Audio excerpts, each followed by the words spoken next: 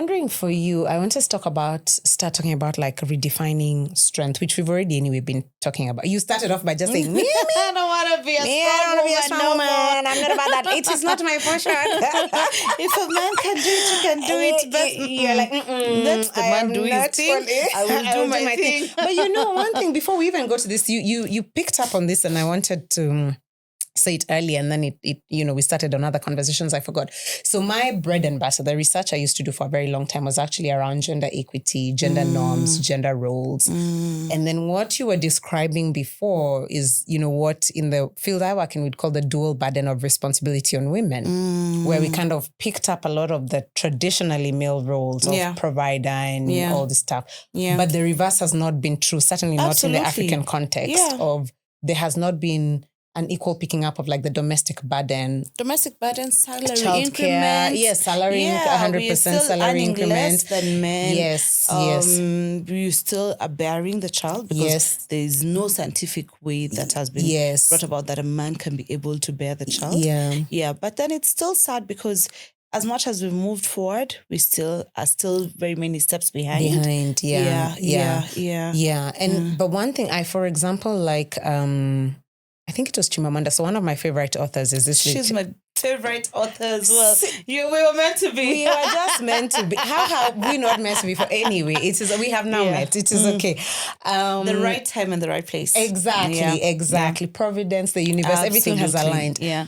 But she talks about, for example, some of these gender roles. Like how she talks about a girl was not born, for example, knowing how to sweep or to cook. These are life skills that anyone should have. Yeah. Because even if you're a young man, before maybe you get married, or if you don't get married or whatever, like it's a life skill to be able to know how to cook for yourself and feed yourself and nourish yourself, Yeah.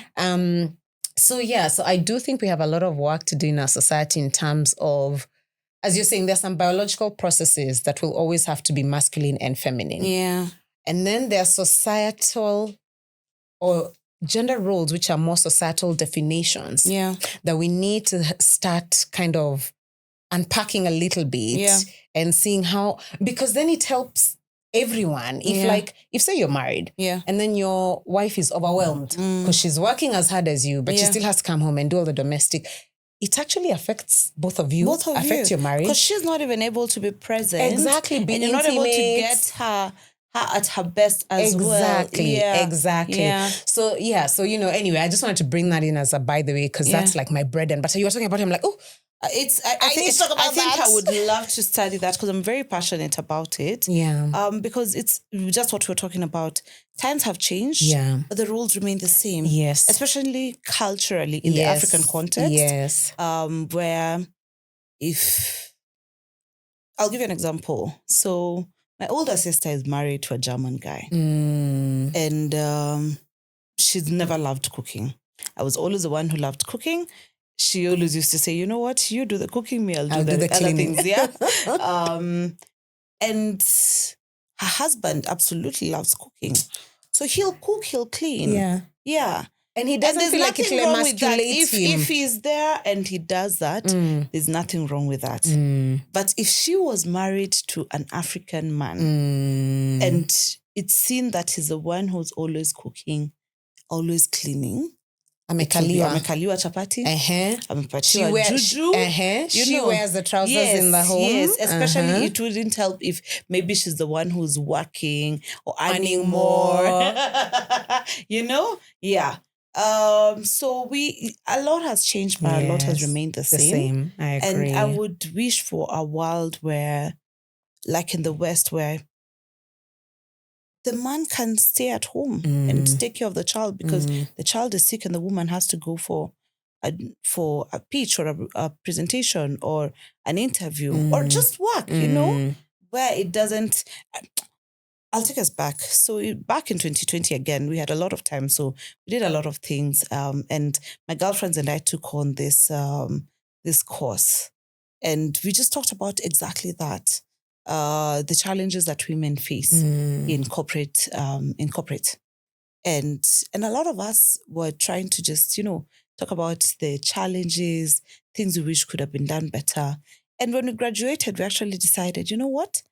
why don't we bring, especially some of the men that we've worked with, who either we felt undercut us or always seem to have figured out that political, nuance in the office and everything.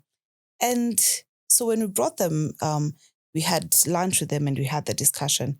And we asked them something like, so the boys' club, when you're accepting a meeting at 6:30 a.m., do you think twice about it?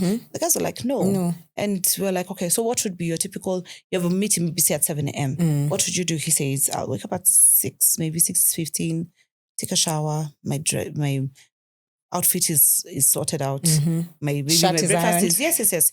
In 15, 20 minutes, I'm out. Yeah. And then the ladies who have families would now walk them through what that would look out for them. So my children have to go to school. They have to be up by 6:30 a.m. I have a nanny who has to take care of things while I'm gone. And maybe have a small baby who is left behind when I'm gone. So I have to make sure, what are we eating today? Has the child gone to school? Do they do their homework? If not, we are, what are we doing in the morning and everything? So whereas this person will wake up at 6 a.m. and be at the meeting at 7, I might have had to wake up at 4:30 a.m. Yes, exactly.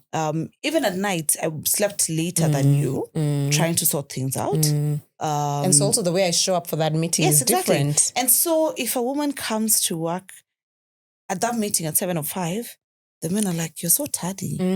Yeah, you can't get your life together. Or, or your baby is always sick.